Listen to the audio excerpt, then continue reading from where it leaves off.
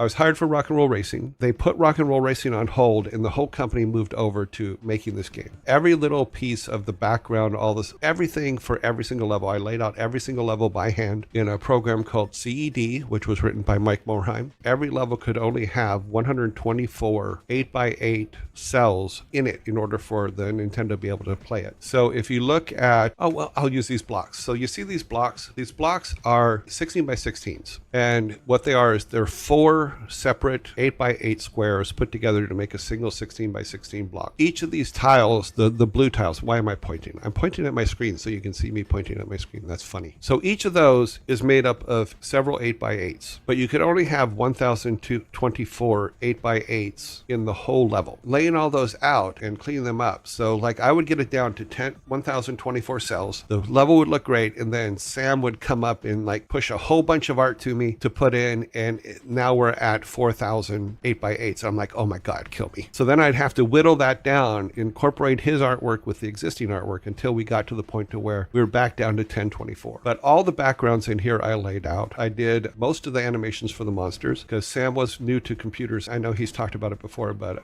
always thanks me for teaching him computers because he could draw anything. Still can't. Guy's an amazing artist, but he had never used computers before he had come to Silicon and Synapse then, which is who we were when these were made. So all the layouts, all the backgrounds, a lot of level design. Back then, everybody in Blizzard did absolutely everything. When we get to the Sega one, so here's the Sega version, which we will get to after we get through all the Super Nintendo ones, because Super Nintendo came first. There are, I believe it's 4 extra levels. I'm trying to remember if we used all 4, if we just did 2, but there's extra levels in the Sega one that I did all the layouts for, did a lot of design for, as well as did all the scripting for. One of the things that the programmers had done is they wrote a scripting system for Super Nintendo because most of the manuals that we had got from Nintendo were in Japanese, so they had to translate those and try to figure them out. So they wrote a scripting system for the Super Nintendo for us so that we could do things. So Pat Wyatt was teaching me that so that I could do the levels for the Sega so that the other programmers could be freed up to work on other things.